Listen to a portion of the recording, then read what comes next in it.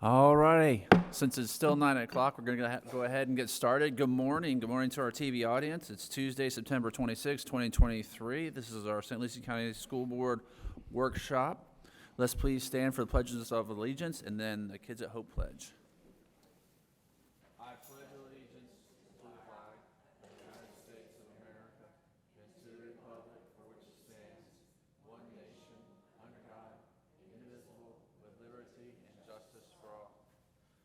As an adult and treasure hunter, I am committed to search for all the talents, skills, and intelligence that exist in all children and youth. I believe all children are capable of success, no exceptions. All righty, Mr. Superintendent, we have quite a few items to do this morning, so I'll go ahead and turn it right over to you, please.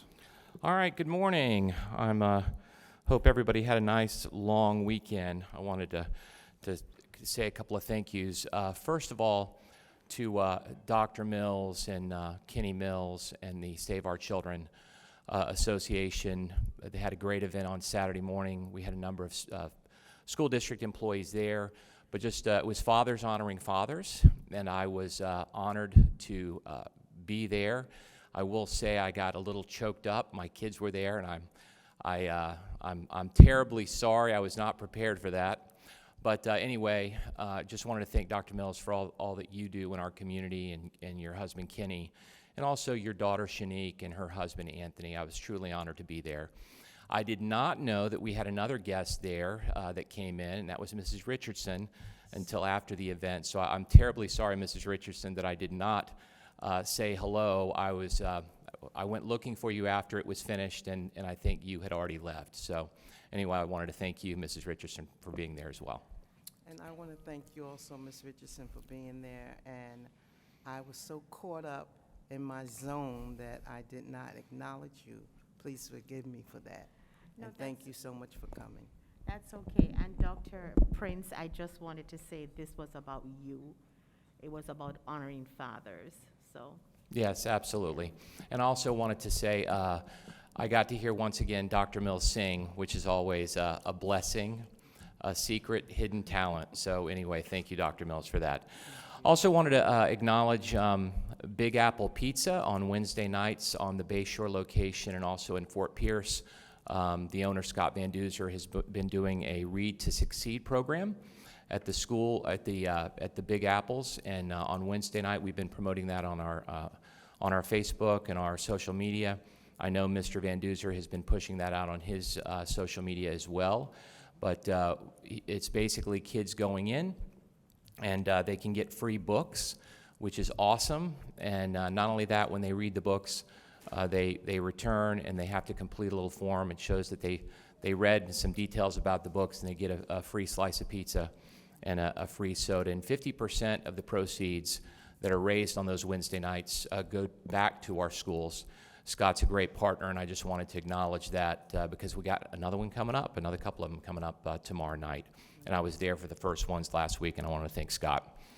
Lastly, today is National Daughters Day. So if you have daughters, I know sometimes to my daughters every day is National Daughters Day, but today in the country it is National Daughters Day, and I just wanted to do a shout out to my daughters, Ashley, Zoe, and Meredith. I'm so blessed and lucky to have you as daughters, and you're great, great people, and I'm very proud of you. So we have, pivoting, we have two presentations today. One is something we're going to be rolling out next month, and it's called Relevate. This is really a solution. Dr. Sanchez is going to be presenting this, and really it's trying to provide for our employees opportunities in crisis. And what we find with a lot of our employees, with a lot of people in our society, they live paycheck to paycheck. And we wanted to provide options and solutions for those employees. Whenever something happens unexpected in life, that as an employer, we are sensitive to that, and we want to try to help them with solutions. So, Dr. Sanchez? Yes. Good morning, Chairman Ingersoll, board members, Superintendent Dr. Prince. I'm happy to be here to present to you today the collaboration and the service that we'll be offering our employees with Relevate. Relevate is a digital mobile banking platform that's going to innovate how our employees get paid and how they have access to the money that they earn. We see this as having several benefits. The biggest one is the improvement on our retention and recruitment efforts. And as you know, we already boast some of the highest retention numbers in the state, as well as in the nation in our school district. The better that our retention rates improve, the less direct cost that we incur when we start recruiting teachers. It's a simple turnkey program employees will have access to. It's a powerful financial wellness platform, and it's also a low-cost digital money-moving resource. I'm excited about it because it is innovative, it's creative. I've had the opportunity to work at 3 school districts, 2 of them being the largest in the nation, but they do not do what we do here in St. Lucie County. The bigger the engine, the less innovation and creativity that we have. It's one of the reasons why I left my last school district, and it's one of the reasons why I came here to St. Lucie County. It's embedded into our culture, our innovation, our creativity. It's an expectation from our superintendent that everyone on cabinet and all the departments continue to find ways to improve, enhance, and just give the employees a better experience, and also with working conditions as well. We will be the only one in the state of Florida that offers this to our employees through Relevate. And being able to have access to your paycheck is going to be a powerful, powerful tool. The only way, and like Dr. Prince had said earlier, employees do need access to their paycheck in times of crisis. The only way to access your pay right now is to go and get a payday loan. Well, payday loans come with high interest rates, high usage rates, and the average return on investment for payday loaning money is over 400%. Employees need to be able to have access to money when they need them in a time of financial crisis. I'm lucky enough to sit in a position that allows me a very unique perspective in the school district, because my department has to work with everyone from board member to bus driver. We service everyone. We provide a service to everyone. And along with Mr. O'Leary and Mrs. Thomas in operations and business services, we work with every single employee every single day from beginning to end. And some of the unique perspectives that we've been seeing over the past few years is the questions that come up when employees ask, can I have access to my pay early because I have something that's going on that I need to take care of? Well, the answer to that is no. But we do a very good job of fronting pay right before spring break, summer vacation, Thanksgiving, Christmas break, and in times of emergency, we often do it before hurricanes come. We like to make sure that our employees have access to funds before they go on vacation, before a crisis comes, and before they enjoy the holidays. But we are not able to provide them with this resource when a financial need comes up. And this is where Relevate comes in, and it's why we chose to collaborate with this organization, because it provides a solution to our employees who need immediate financial help, address immediate financial concerns that can come up in times of emergency, and that could be a whole list of a lot of things. It could be emergency room visits, housing crisis, automobile repairs. Homecoming is coming up in the next few weeks. There are times when things happen that people need to be able to have access to funds that are available. And that's what this does.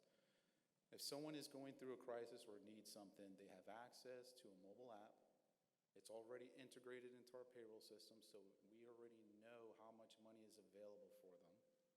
And they can withdraw up to 50% of the money and wages that they've earned already. So for example, if I don't get paid till next week, and I have an automobile that needs to be repaired, and I know my next check is going to be $1,000, I can withdraw up to $500 and pay it back in my next paycheck, and the cost will be $2.95. And I can take care of getting my vehicle fixed, be at work, or handle the emergency crisis that's come up for a very, very low fee, okay? And just keeping in mind that this digital banking platform is not only access to your earned wages,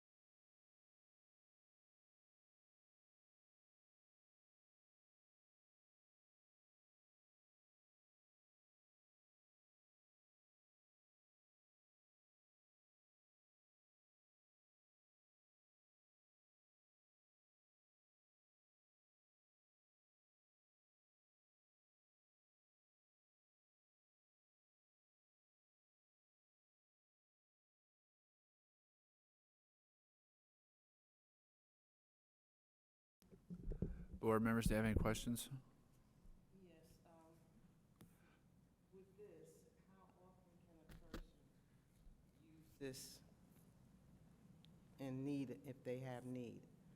Is it unlimited? Is it just once a year? No, it's available to them as long as they have available funds to access. So, to your question, Dr. Mills, I could use it this week, and then next week I have accumulated more wages from returning to work. I could access it again. Okay. How long does it take to enroll in the process? Good question. That's a very quick process. It's very simple. It's just logging in, calling. We're going to put this information out where they can call and just log in and create a digital account. It's free. It takes a few minutes to set up, and then you can have your funds immediately the very next day deposited into your account. Yeah, it's always nice to have it set up beforehand, but most people wait until they need it, and then they're like, oh, I need to get it started. Yeah. That's good. Thank you. Any other questions? Mrs. Richardson? So I see here it says no fee for digital banking platform, page 3, but it says next day immediate $2.95.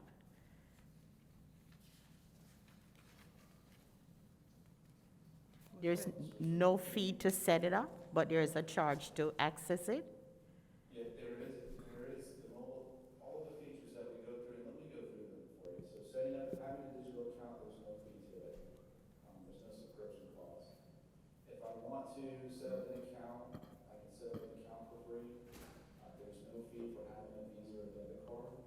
However, when I start utilizing some of the features that are in there, like you're mentioning, for example, bill pay, sending money, if I want access to my earned wages, the fee is just an administrative fee of $2.95. There's not a fee of an interest rate, or there's not a fee of how I pay back in relation to how people go and get payday loans, because those could be interest fees, or they could be fees that are very large to use the service.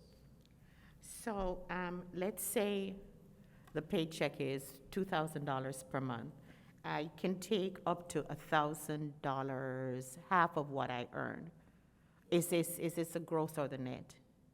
It would be half of what you have earned in your paycheck that you can be paid out. So it would be my net pay. Okay, so let's say this, I take half of it now, but you're saying you could come back and take it's next week, but that's providing that I didn't take half of it initially. That would be what you've earned. So it always goes off of, and that's a very good question, because I would imagine someone would ask that question. I could access that money today, and I have earned, like you said, $2,000. That means I could take $1,000 out. Now, the very next week, I would get my paycheck, because we get paid every other week or twice a month. So next week, if prior to my paycheck comes, it would depend on how much of earnings that I could have available. So I may, as I come to work, accumulate more money, but I may have to wait to the very next paycheck because I've already taken what's going to be total for this paycheck coming up right now. Okay, Does so that make sense? every time I take money, there is that administrative fee of $2.95. Every time that Okay. you access or use that, it will be $2.95. Okay, thank you. May I say something also, Mr. Ingersoll? Yes, sir. You know, this really came about because of what we were hearing from our employees with regards to predatory loans that our employees were taking out in times of crisis with interest rates up to 40%. And this is an opportunity, to your point, Mrs. Richardson, it's almost like I'm withdrawing from an ATM. You know, if I go to an ATM that is not my bank, it's $2.95. I get it, basically it's an ATM fee.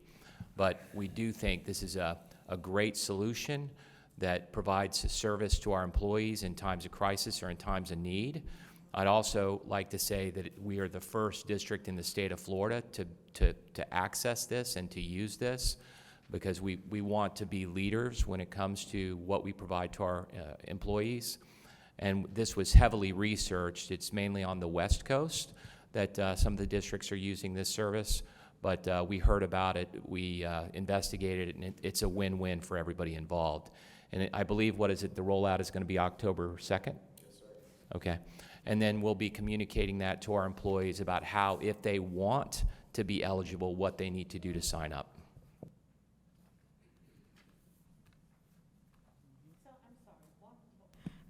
Is everybody eligible for this?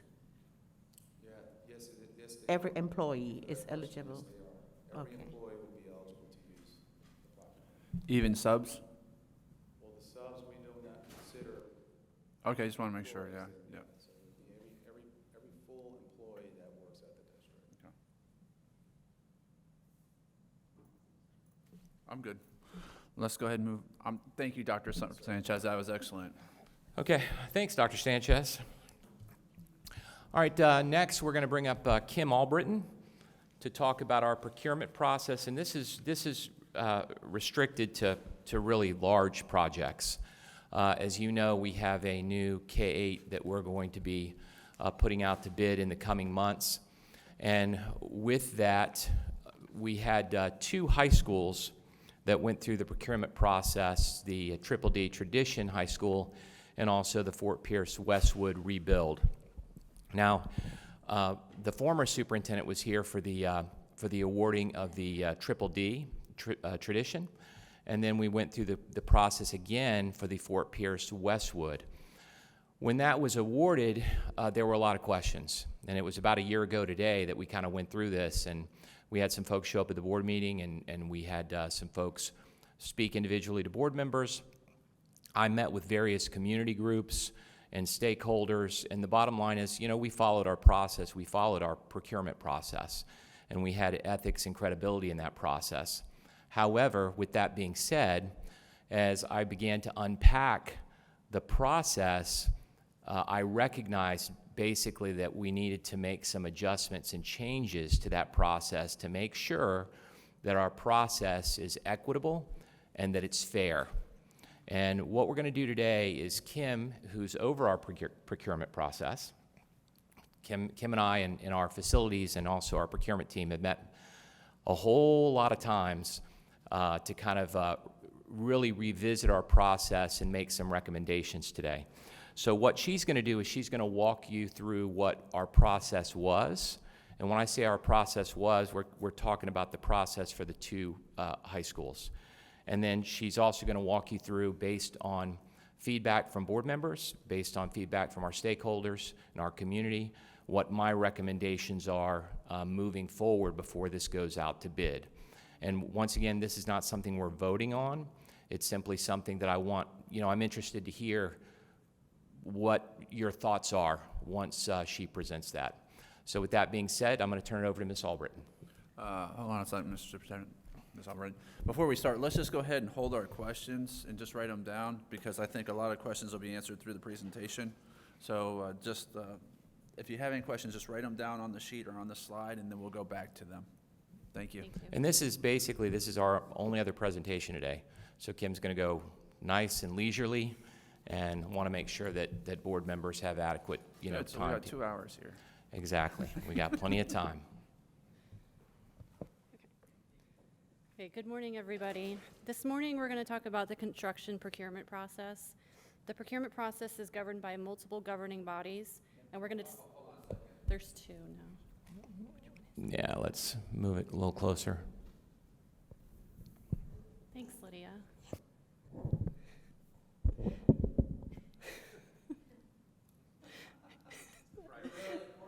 It's a bit weird. Okay, is that better? Yes, ma'am. Okay. Okay, good morning. In this presentation, we're going to review the construction procurement process. The process is governed by multiple governing bodies, and we'll discuss this in the next slide. The first one is federal guidelines, followed by Florida statutes, Florida administrative rules, and Florida DOE rules, and then board policy. CCNA, which is the Consultants Competitive Negotiation Act, is under the Florida statutes. This provides the selection process for the following areas that are listed on the slide. Today, we're going to be centered on construction management firm selection. We use the CCNA process to procure construction managers for the district. CCNA allows for the Go ahead, selection. Mrs. Richardson. Sorry, I'm a fast talker, so I'm Yes. really trying. Kim, we're going to go real, Really seriously, slow. because this is a lot. This is slow for me, so I I'm going know. to try even I know. slower. And No Ms. problem. Richardson, sometimes in our meetings, I have to ask Kim to slow down a lot. I'm sorry. CCNA. We use CCNA process to procure construction managers for the district.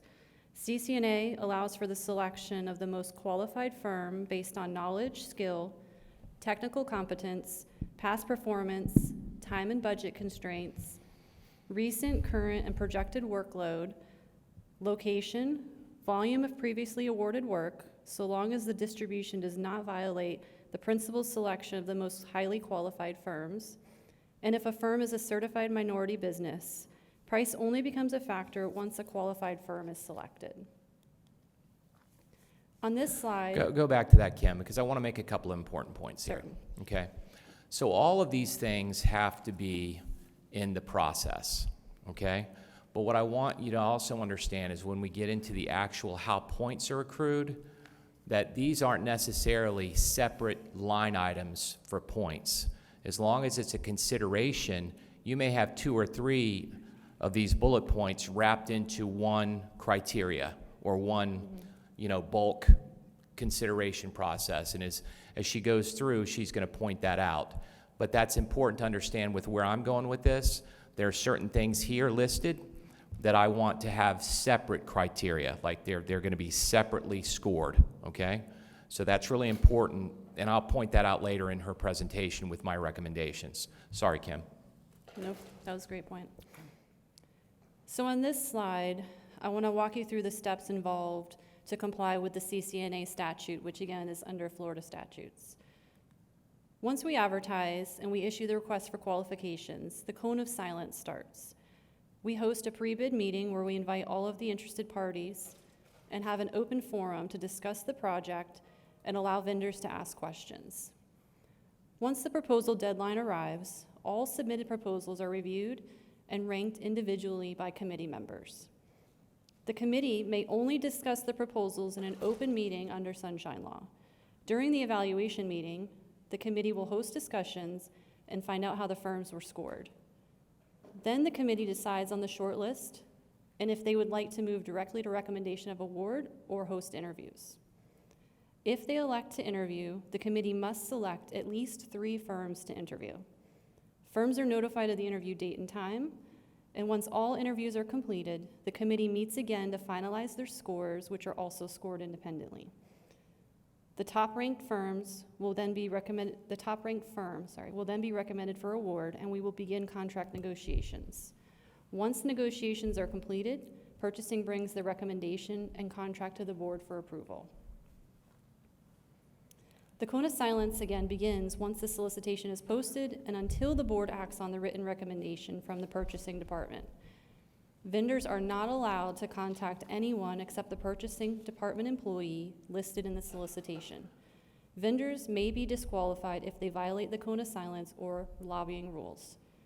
All correspondence is subject to public record requests, and discussions with vendors outside of the request for qualification project are allowed, but I urge employees to take caution when speaking to vendors during the cone of silence. And Kim, I want to really reiterate this with our board members. Once this goes out, the RFP goes out, we can't talk about it with our vendors. If they reach out to you to discuss this or talk about it, we cannot talk to them about it. If it is, they can be disqualified. So that's really important to understand. I just want to make sure everybody's really aware of this. Wanted to make sure Kim emphasized it today because we're about to put another one of these out, and I just want to make sure we have integrity in our process. Correct. And questions are common. Feel free to redirect them to me. It happens a lot. They just aren't sure where to go. So you feel free to always redirect them in my direction. Okay, so moving into the next phase of the selection process, we're going to talk about the evaluation criteria. The criteria that the vendors are scored on is listed in the solicitation and adheres to the factors listed in the CCNA statute. We also have some project-specific criteria that will be listed in the RFQ. The criteria listed on this slide is what was requested of the vendors during each high school selection process. Based on our last construction RFQ process and feedback, we are presenting new proposed criteria for the new construction evaluations. Kim, go back real quick. Yep. Kind of explain what the color coding is here. Sure. The color coding is matching up the pop-out box on the top right corner. That's, if you recall from our earlier slide, the statute and the listed criteria in that statute. And what I did was match up the colors to each criteria area to show you where we considered those factors. So the bottom line is the process complied with the law. Everything that was a consideration as required by law was in our process. And this was, once again, the process for Triple D Tradition and also for Pierce Westwood High School.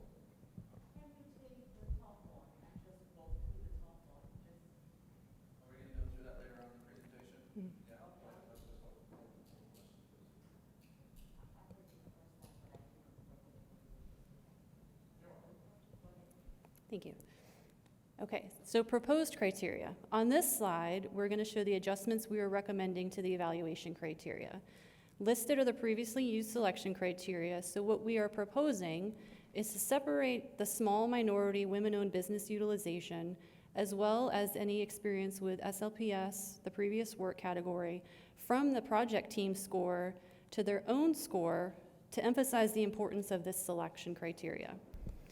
In addition, we are proposing to add a separate point category for local business participation. Many districts are using these or similar criteria in their RFQ selection process. So I want to talk about this for a minute because this question came up.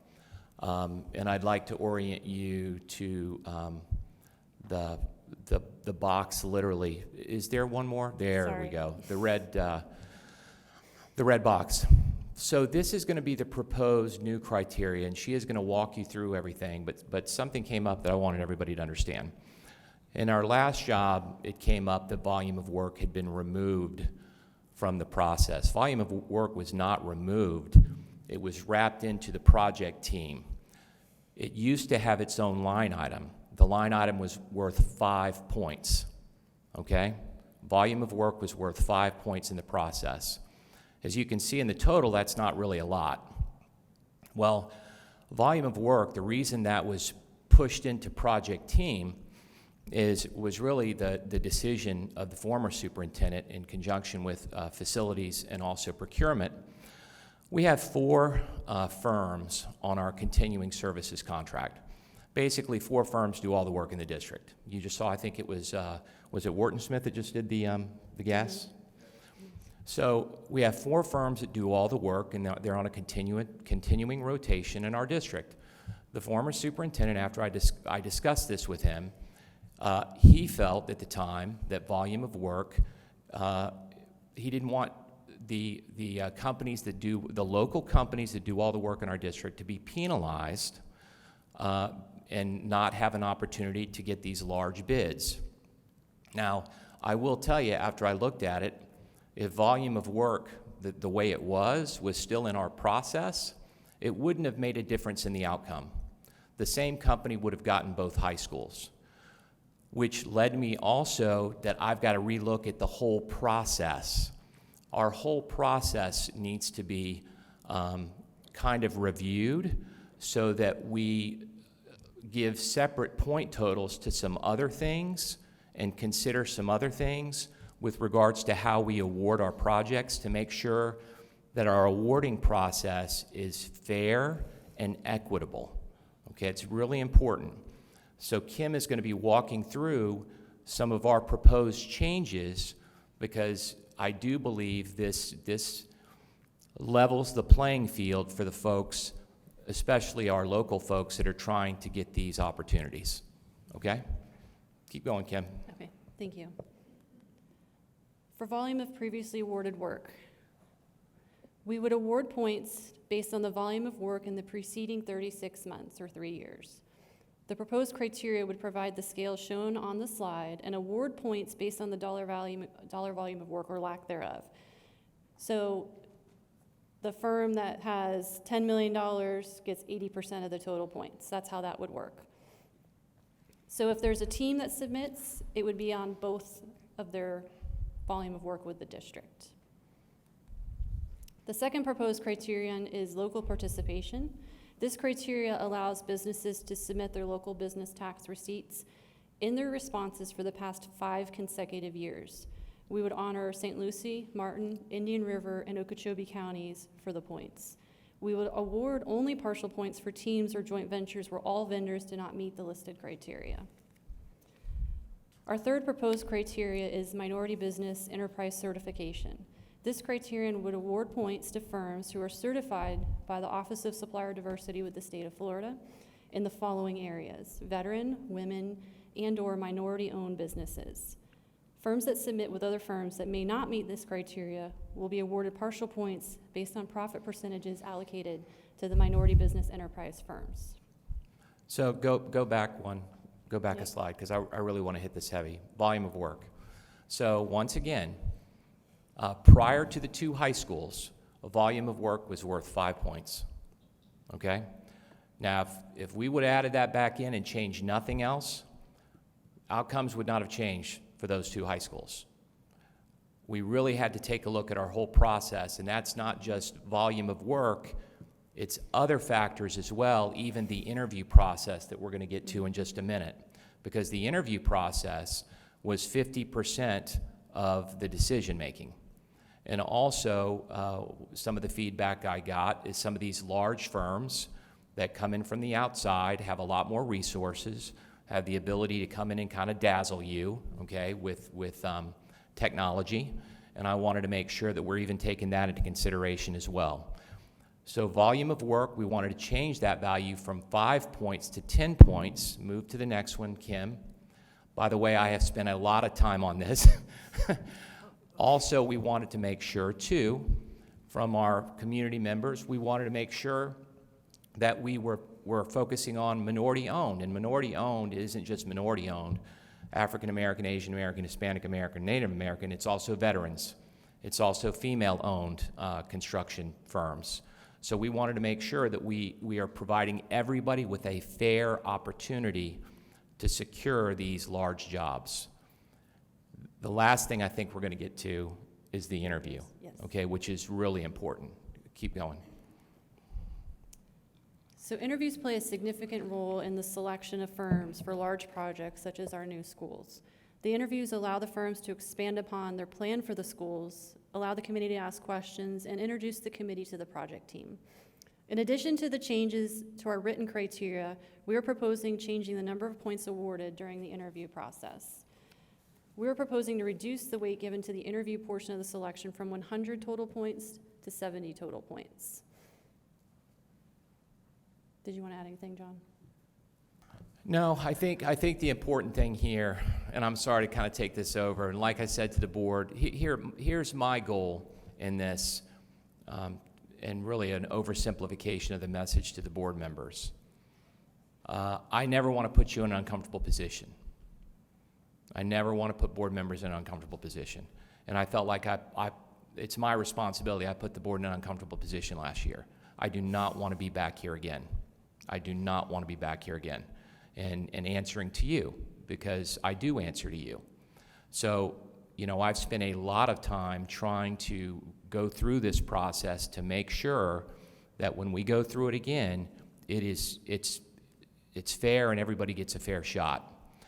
And the other big change, and this is a significant change, is the interview process was 50% of the final score.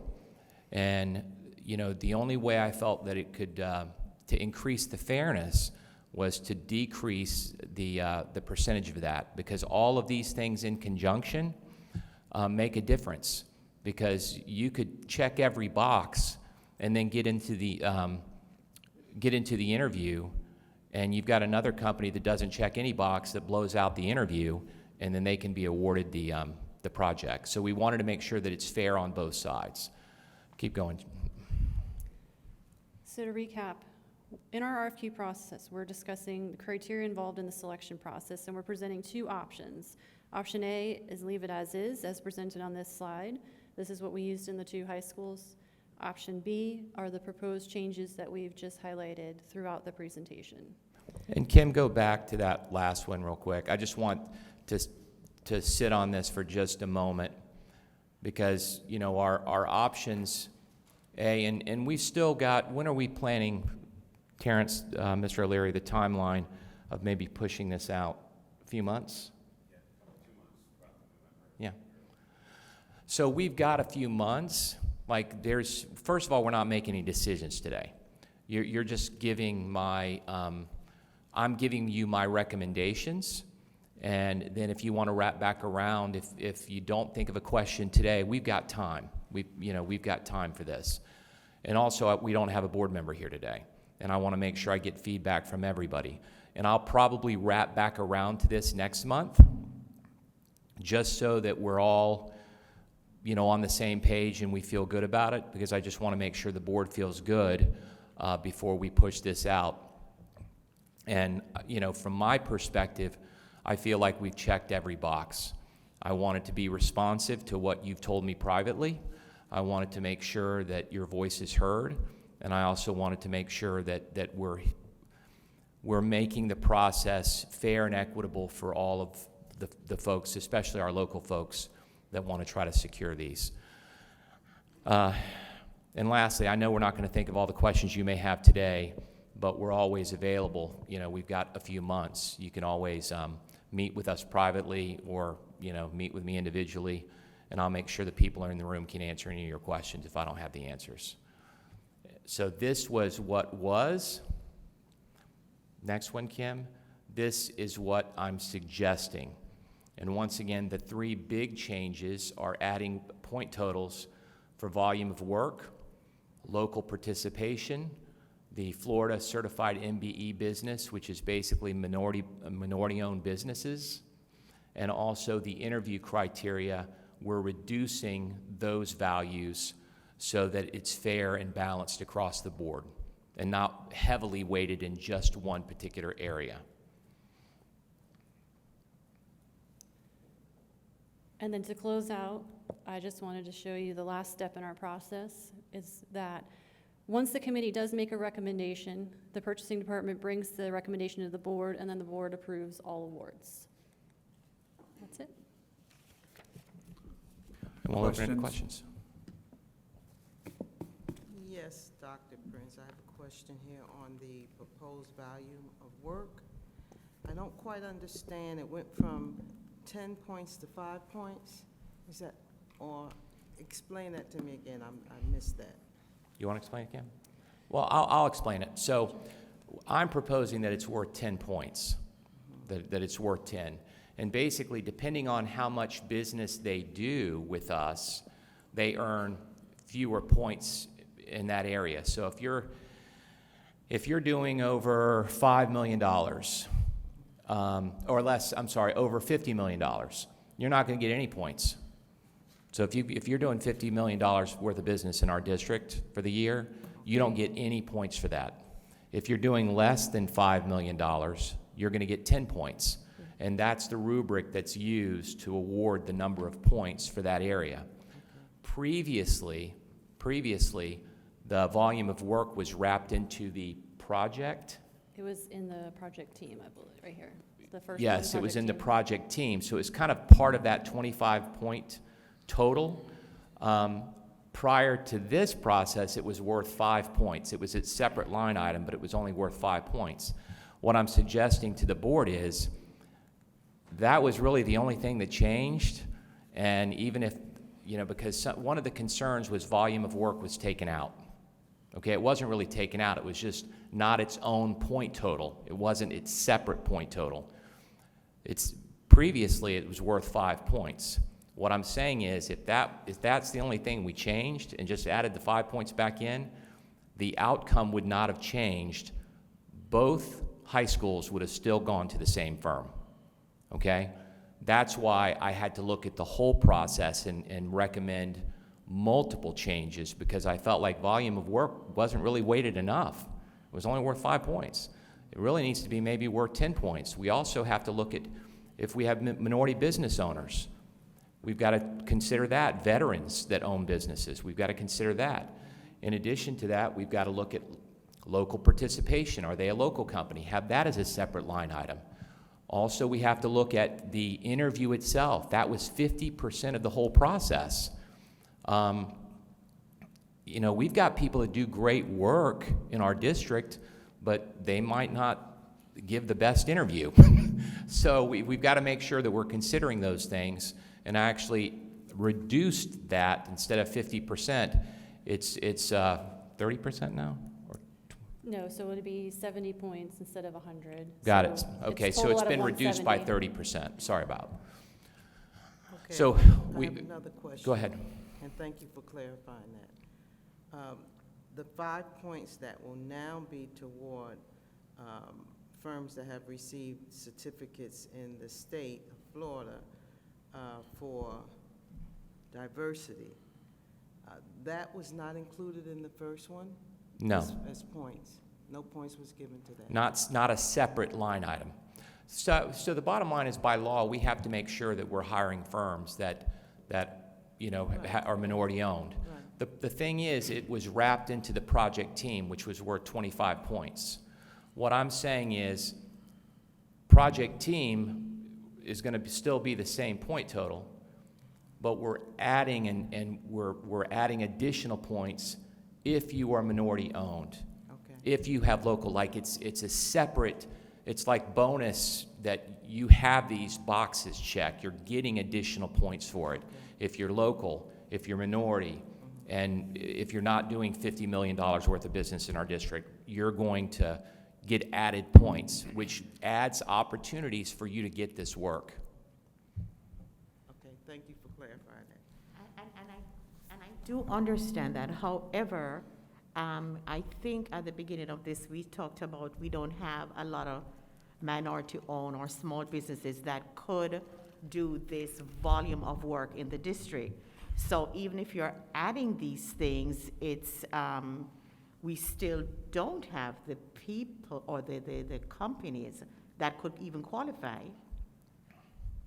No? Yes? Mr. Richardson, I don't know, and I don't control people that have, own companies. But I'm saying, how then, what's the basis of doing these as separate line items? though? Because if we do have those, and it could be veterans, it could be female-owned, it could be minority-owned, they're going to get an advantage over someone who doesn't. So if I've got a local company here in this district owned by a veteran, or it's owned by a Hispanic or an African-American, that's going to get a bonus. You're going to get a better chance of being awarded these opportunities. And I think that's fair. I think it also encourages folks to get incorporated and start these companies so that you can get this work. And you didn't say just this district, to clarify, you said this in the Treasure Coast. Is Yes, that right? So correct. it does expand Yes. itself to other places. And that's a great point, Dr. Mills, because, we do consider local the Treasure Coast, Indian River, Martin County, Okeechobee, because we've got a lot of companies, because we do have to cast a wider net. But the more opportunities we have for those minority-owned businesses, I think the better it is for our community. And it also reflects our values as well. I think it reflects our values as a district, and it reflects the value of the school board, and it reflects the values of the superintendent. I appreciate that. When I said that, Dr. Mills, I was under the impression that he was talking about local. So that's why I went to local. But my question, another one of my concerns would be the fact that prior to giving these, the contract to that one company last year or whenever that was, this particular statement was in the proposal, but it was removed for when we started to do the RFQ or the bidding for the two high schools. So if it was not that important, and if it was, whatever, then why couldn't it have stayed? Why, at the request of a contractor, that was removed then? It wasn't, I've already clarified that. It wasn't the request of a contractor. I just said the previous superintendent wanted to make sure that the process, in his mind, by the way, We haven't built schools since 2008, Mrs. Richardson. So the bottom line is, he wanted to make sure in his mind that he didn't dig into this process as much as I have, I can tell you that. But he wanted to make sure the 4 firms that were on our continuous services contracts had, advantages to make sure that they had an opportunity to get this work. The volume of work was worth 5 points. That separate line item was removed, okay? But what I'm saying is, I needed to look at the whole process because it really wouldn't have made a difference, okay? So, that was the decision-making process. If, I don't know, you can't anticipate the outcome because it's been so long since we've kind of gone through this for a school, that's gonna cost $95 million.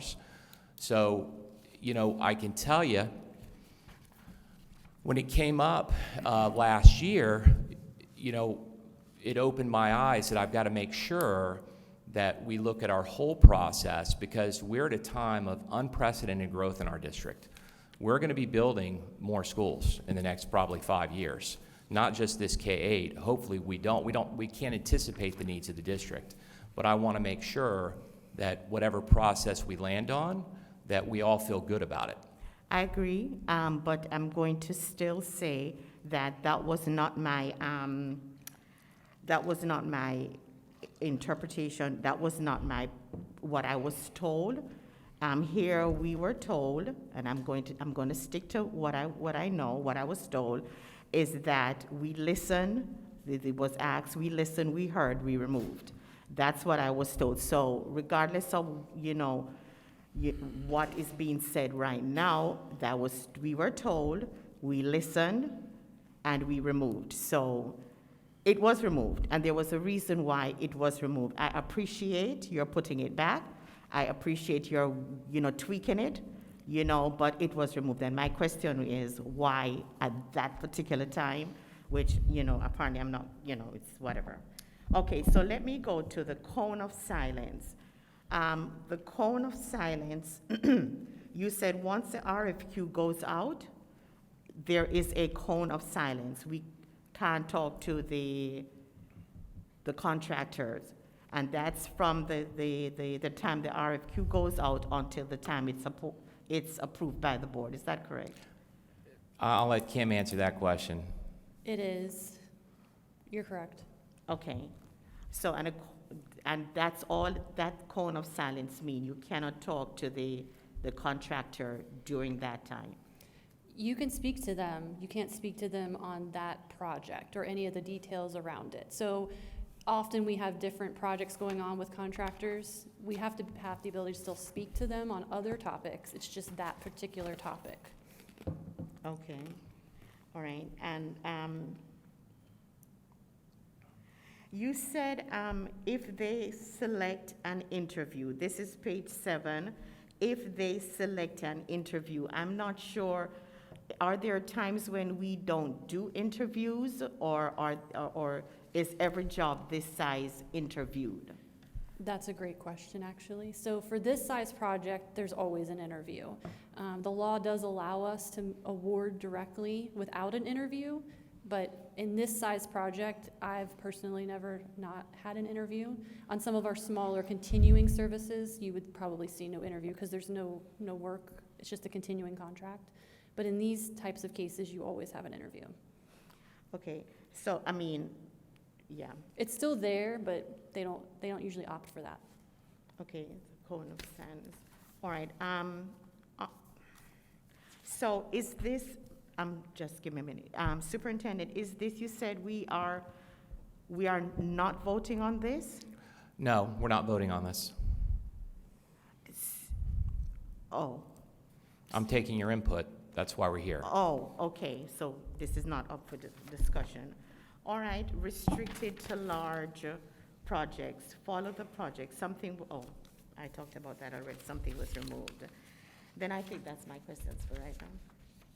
I do have another question. Dr. Mills? The interviews was 50 points? It And was now it's what, it how was many it was points? 50% of the process. 50% of It was worth 100 points. It was worth 100. Now it's worth 70. And I think, which is 30% less than what it was. That was the slide you were talking about. Can I ask you to go over the evaluation criteria on page 9? That's where I got interrupted. Is So it this if we one? could, page 9, the evaluation criteria, the current one and the proposed one, can we take the project team? And let's look at that and see what's necessarily the difference between, I'd like to know what was before, because I don't know the process, and I would like to know, and for everybody else that's watching, what the process is. So if we could look at the current criteria and just go over it, and then what changed, one by one. So the easiest way I can show you is on this slide. What we're proposing to make the changes to are the 2 areas in the blue. We want to take those out and make them their own, give them some more weight. So by doing that, we'll give them their own section with their own point value. So that puts more emphasis on those 2 areas, which were previously bundled into the project team. And then now they would be individualized. Okay, so we have the project team, project approach, budget review. I mean, we can read it, but people on TV not seeing this. Would you like me to read each one? Can you just go over Certainly, it? I'd like for certainly. you to go over it. Certainly. I'm sorry, I misunderstood you. Thank you. So the areas that were listed in criteria for each solicitation were the bulleted items. So it would be, I'll go high level first. It would be project team, project approach, budget review, project and financial management, and on the bottom, you'll see a non-scored section. There's some information we request for due diligence. Under the project team, we would look at all the resumes for each person that was submitted. We look at all the team experience, especially in building K-12. We looked at all their small minority women-owned business and their utilization plans for that team, all of the experience and what they have worked on in the district. Also, what are they working on now, so their current workload and any future projects coming up. Those would all be bundled in project team. Project approach is, how are they going to get this project done? What is their strategy? How does the team work with our staff? What's their plan? What's their communication plan? How do they plan to give information to all stakeholders in the process? And stakeholders would be board, staff, and the community, parents. It's everybody that it affects. Any dispute resolution and claim avoidance, that's a lot more dealing with subcontractors. Moving into budget, can this be done with the budget? We provided them a budget in the solicitation documents and they had to give us a response.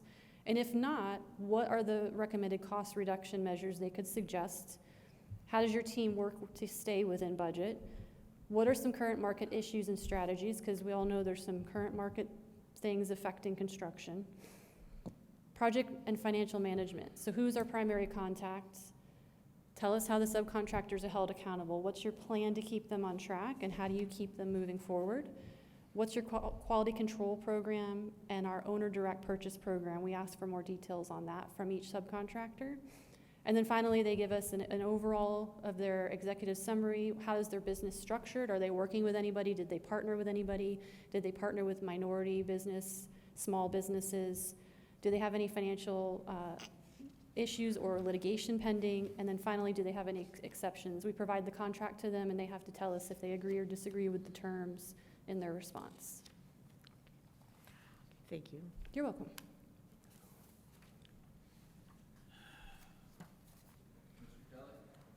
Yeah, I don't have any questions, just a couple of comments, John. When I first saw what we were doing today and I started to read this, I was going to say, and no reflection on you, you weren't the superintendent, but this, little backwards, I think that this could have been done when we started the whole thing 2-3 years ago. It would have been nice to do this, especially if there were new board members or anything. However, as the process went on, all of these questions were answered as we did it. Every time we did it, people got up and we asked questions. So we were given all of these things at that time. I knew it was 50% for the interview process and all that. We went through it all. But it would have been nice to have this back then. Having said that, we have it now, and the reason I was you put it on today, wasn't because it was backwards, it's because you want to change it. That's why, and you did mention we were going to vote on this later on. And having said that, I'm very much against taking the interview process down to 30% from 50. I've been through this. I'm old. I've been through this many, many times on buildings, 12 years with the fire district. We built many, many buildings, huge buildings, firehouses, with the city, the civic center, everything. And the standard in every business and all the real estate firms I was with years ago, 50% for the interview process. And it is the most important process. It even says, even on that, it said, the interview process is really important. And that's when everything is done, and it's the last one. It's when, even when you hire somebody, I think the interview process is 75%, But, so but I will keep an open mind, and we will speak privately, and you can give me your reasons for that. And having said that, it's not criticism. Again, I just would have been nice to have this before. And again, no reflection on you. Having said that, I thought it was great that we did, I don't know, 2-3 meetings ago, what we really did was a financial restructure on the buildings, and we saved money on the interest, right? It was Correct. Money that was quite a bit of money. And I think that was, I just want to compliment you for that and the staff for that. I think I did that night, because I don't think we can do that again. Since that time, interest rates have just, so it was a great job by staff, and we've saved a lot of money in interest. So that's all I've got, and we'll talk about the 50% some other time. Well, thank you, Mr. Kelly. Now, I want to just say, in defense of staff, there was never an intent to put us into this situation where we had to really review the process. It's been a long time since we had awarded these jobs, and it's always Murphy's Law, and law of unintended consequences. However, to be fair, and I don't want to litigate the past, I think I learn, when things happen, I want to make sure that I learn from it, and that if adjustments or changes need to be made, I'm not going to stick to something just because I'm stubborn. We need to really reflect and take a look internally and inside, our own organization to try to do the best that we can, because ultimately, we do serve the board. I listened loud and clear. Privately, board members told me some things, and I wanted to make sure I checked the boxes, that we address the issues. I want to make sure that the process is fair, that it is equitable, that the things that came to light, I want to make sure that we're addressing, so that we're not, sitting here 4 or 5 months from now back to where we were, where everyone's throwing a dart at me, because it wasn't a fun process for me, I can tell you that. And we've convened a lot of meetings about this to try to make sure that what we came up with and what we continue to evolve into is something we can all be proud of. John, I just want to say, and all the time, all the things I've been through in real estate has been my life. What I'm looking at here is probably the fairest and the best and most concise way to do the evaluation that I've been through, with the city and with the fire district and all the others. Process was great too, but ours covers quite a bit. And again, the only thing is the 50%. And there were a lot of questions for me along the way, and like I said, they were answered, and I think we did everything above board in the way it was supposed to be done. And I had a lot of questions for Marty.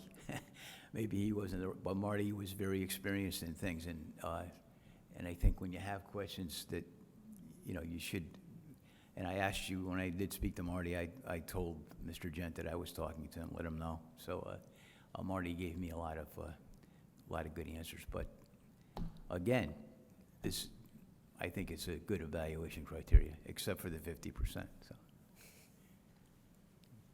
Dr. Mills, How'd you know I wanted to speak? because you said it before. Oh, okay. Those was reading minds again. Dr. Prince, thank you. for this work that you have put in toward this process. I know sometimes we've done things the same way over and over again for years and years, and we sometimes have a hard time changing. But as we progress as a district and as we really look at equity and fairness and everyone, it being more of a criteria, we move forward instead of remain the same or go backwards.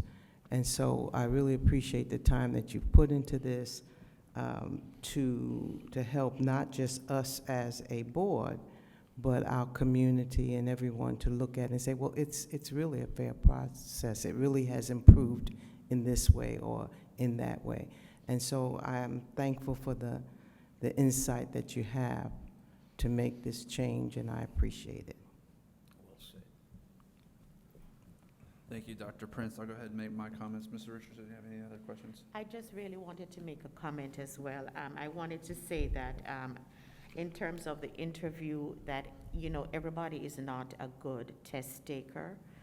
And I can be as, you know, brilliant and I know my job. I can do it. I have all the backings behind me. So I have everything, the team around me. But I, as a presenter, am not a good presenter. Maybe I should get somebody else, but I need to do the presentation. You know, so with that being said, I may not come across as eloquent as everybody else, but that does not defer from the fact that I know my job. I have a good team, and we will provide a good product. And I don't think that that should make me any less eligible or qualified for the job because of my presentation, my eloquence. And so I appreciate, you know, your, you know, taking it down a little bit, you know, because I think that will give those people a chance to have their say, and we are not looking at them, but we are looking at the quality of the work that they can produce. Thank you, Ms. Richardson. I tell you, looking around this room, it scares me. Y'all are great looking and everything, but I'm sitting here and I'm thinking, wow, I've been here a while, and the people that I started off with are not here. I sat with Mrs. Albritton. I think you're the only one left. Kim, how long have you been here? That's not very nice, but She's only 22 years old. She's only 22. Yeah. She started when she was thank 12. you. I did, about 14 years. Yeah. It was me, you, Joe Piper, John Gillette, John Dixon, and Tim Bargeron. Yeah. And we would do interviews. Obviously, I didn't have a vote, but I was there to make sure the process worked right. And they would go to the South. Remember this? Yeah. And I look around and I'm like, the only ones left are me and Kim. And you got to think the process has changed almost every time just under the situation that you're in. So if you bear with me, just let me reminisce. And Jack, you would identify. We've redone LPA, Manatee, Central, Alapata Flats, the district offices, both bus lifts at North and South, and redone the gas stations. Oak Hammock, we built a school, South Bend, and tore it apart 3 years later, 5 years later. We redid the district office twice, and then decided to move, and then Cass. So I've been through this major construction process numerous times, and I think this is the first time I've ever heard a presentation on this. Yes. And I'm glad that we did, because the situation that we're in dictates that. And I'm glad that we're proactive, because we had a process for the first one, and no one complained about Double D, and it was good. And then we came to the second one, and then it doesn't look good. But it was the process that we went, and that's what you do. You don't change business. You don't change the football game in the middle of it. So I applaud everyone for their efforts. We did a good job, and we're going to get a quality product at a jammed-up price. There's no doubt. We are good. Mm-hmm. Moving forward, we just need to reevaluate. And that's what we're here for, board members. We're not here to tell the superintendent how to do his job. We're here to give input. So if you do have further input during the next few weeks, now's your time to say it. So my concern is the workload of the continuing contractors. The 4 or 5, however many we have. I'm just concerned, and I'll put a couple names out there that I know. High Construction, Morganti comes in and wants to do it. It always scares me that when a bigger contractor comes in and wants to take the work out of the guys that are here day in and day out doing the work. Those guys that are putting the air conditions in, yeah, they're top dollar jobs. You know, doing the schools, $1.5 million, $2 million jobs, doing the roof. And it's not the coolest projects. The coolest projects is to build a school. It makes them feel good about their community, makes them give back. And that's what I don't ever want to lose. I don't ever want to lose the opportunity to make sure that the guys that are eating at our local restaurants, that are, you know, coming to our galas or whatever it is, or investing back into the schools, we don't lose that. Because when I first was here, we started off with like 25,000 students, 27,000 students. We're at 41. Don't ever lose the hometown opportunity. And the second thing is don't ever lower your expectations. We demand a quality school, a quality product. And I think Mr. O'Leary said it is, you know, hey, we're to that point now where we need better processes in place to make us get to the next level, because we're not going to stay at 41,000 students. Within the next 5 to 6 years, we could be at 50,000 students. And then even that will change, and this process will change. I look at that slide right there that says greater than $50,000, my eyes are going bad, $50 million, I would say do not apply.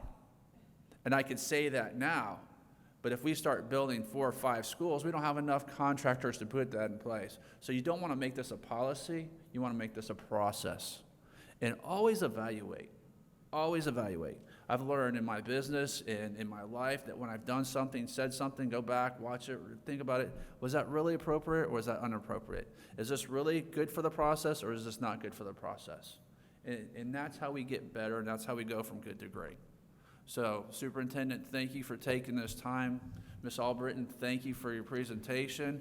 It's enlightening, and I'm sure Mrs. Holly's going to watch it and have questions. And again, I appreciate Mrs. Holly. She couldn't be here today. She's not in town, but she will do her homework, and she's a great board member, and I hope she has a great time where she's doing.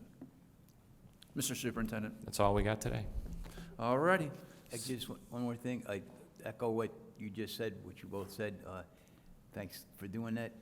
And I just want to say, if you think this is something, building a high school or building any school, Try building a road. try to widen Port St. Lucie Boulevard, or try to build the Crosstown Parkway with the federal government. And there's quite a bit in the process. My only question to stop you is, do we have to do any action on the first item here on that app? Do we need action? We didn't do anything? No, there's no action needed. No action, that's just your, okay. Correct. I'm done, thank you. No action needed. And Thanks Mr. again, Kelly, you know, I joke with you a lot, but I really do thank you for your service Thank with the you. city, because me and you've been around forever, and you know, the community doesn't know what we went through or what you had to go through and past mayors to make our city great, Fort St. Lucie, and I want to thank you for that. 32,000 people to 244 right now, Yeah, yeah. and So- growing. All righty, Mr. Superintendent, we're good? Meeting adjourned, thank you.